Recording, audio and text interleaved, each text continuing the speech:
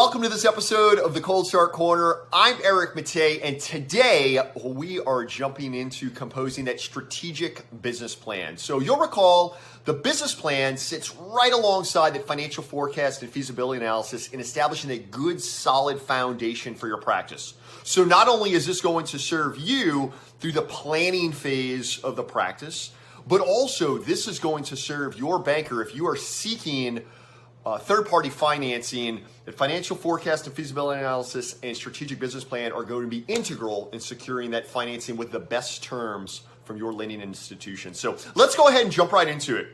So over the course of the next 3 episodes, we're going to be digging deep into what all comprises that strategic business plan. So there are 7 key areas of your business plan. There's going to be the executive summary, the company description, products and services, your market analysis, your strategy and implementation, organization and management team, and that financial forecast and feasibility analysis. Now, today what we're going to be jumping into, particularly those first 2 sections, that being the executive summary and the company description. So, mind you, as we're talking about this whole world of composing your strategic business plan, think of the business plan as being, simply put, a blueprint, right? It's a blueprint for a path for the future. So you will come to understand and realize that, quite frankly, the more effort and detail you can put into this stage of the planning process of your practice, you'll find that when you get into development and ultimately launch of your practice, a lot of decisions have been made. We're not so much entertaining question of what we were going to do,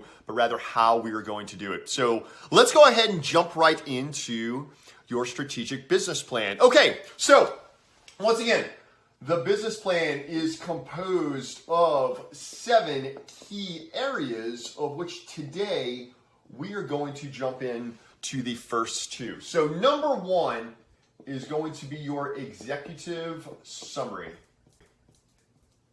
Okay, so what exactly is the executive summary of your business plan? Think of the executive summary as being that snapshot which really provides perhaps future associates, future financiers, purchasers, with just a general snapshot and layout of the business. So this section is essentially going to be the hook that's going to convince others to want to align themselves with your venture.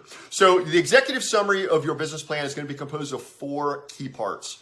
First is going to be the company. And by the way, this is very simple. So think of like the practice name, locations, like the basic contact us type information. Secondly is going to be products and services. Now, this is going to be the first description of the current scope of care, so inclusive of all services and products, the current scope of care of the practice, while also providing a comprehensive understanding of the core business of the practice. So third then is going to be that vision, mission, and purpose. Now, this in and of itself, we could record hours and hours of content. And I would actually invite you to go to your favorite search engine and just, explore some of what goes into developing your vision statement, your mission statement, and your statement of purpose. So really you can think of mission, vision, and purpose as collectively really being what the practice does, as well as kind of shaping the general direction of culture. So here, while we're still in executive summary, again, we've got the company, we've got products and services, we've got vision, mission, and purpose. And fourth is going to be the purpose of the plan, right? What is the goal? Is it to hire an associate provider? Is it to sell the practice with your exit strategy? If you're tuning in here at the Cold Start Corner, chances are the purpose of your business plan is going to be to secure financing for your practice.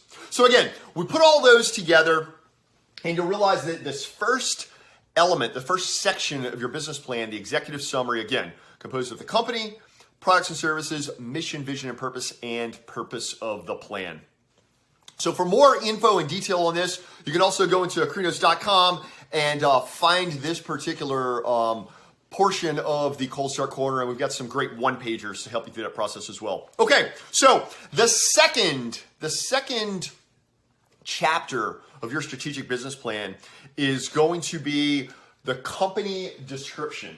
Now, you might be thinking to yourself, well, Eric, we just touched on company and such when we were up in the executive summary section, but there's one thing you'll notice about the business plans is that you're going to make a statement once, and then you're going to make a statement again with more detail, and then you'll probably make it at times a third time with even more detail. So what we're talking about here and getting into company description is really to build and elaborate on more details around your practice. So think of this as being a high-level view of your practice, explaining who you are, how you operate, and what your goals are. So there's going to be 5 key components here. Again, with company description, we're talking first and foremost about the organization. So this is where you'll want to reference the legal structure of the business. So remember all the legal stuff you got into with your attorney, with your CPA.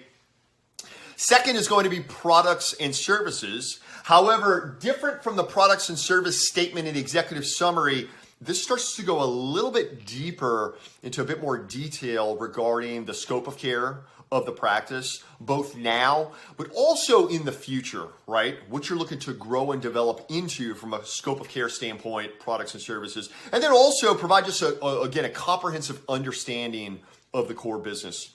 So with organization and legal structure being explained, and then with products and services being explained in a little bit greater detail, the third element of your company description chapter is going to be about your customers, in this case, your patients. So think about the patient groups, right? So your key demographics, your targeted patients that you're looking to help in your community, centered around your area of specialty. Second here with customers is also going to be the key managed care plans and panels, right? So again, serving up from the standpoint that if managed care is a part of your practice, whether practicing routine vision care or medical, to understand the role that these plans, these managed care panels will have on the feasibility of the practice. And then third, regarding customers, is going to be how are you going to market to these different customer types?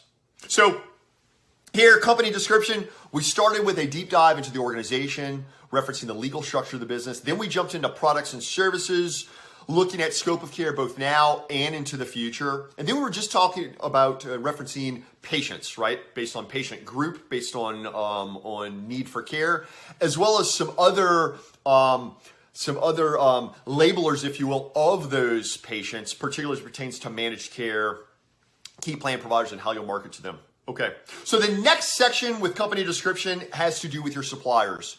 So this is where you will get into exploring and referencing and creating the blueprint for how vendors will fit into your practice, perhaps network or buying group affiliation, as well as any other managed care panel coverage. So looking at the role of suppliers as being a very important piece, understanding very early on in structuring and composing your business plan. So then the fifth and final piece of the company description section of your strategic business plan is all about goals.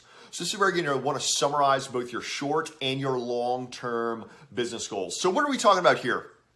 We suggest come with a 1-year goal, a 3-year goal, a 5-year goal, and then the 10-year goal. So it's really fascinating also if you reflect on this and put it in context of the financial forecast and feasibility analysis, which you'll recall we jumped into in some earlier episodes. If you haven't found them, go ahead and find them there in the Cold Start Corner at Akrinos.com. Really great stuff around that financial forecast and feasibility analysis. But as it pertains to the goals for your practice, understand that financial forecast and feasibility analysis actually establish some of those metrics and some of those KPIs you're going to be sure to hit so as to attain those production goals. So here we are to wrap up this episode of the Cold Start Corner, where we got into exploring these first 2 areas of your strategic business plan, namely your executive summary and the company description. Now stay tuned in some future episodes. The next 2 episodes, we're actually going to be diving deeper into some of the other areas of your strategic business plan.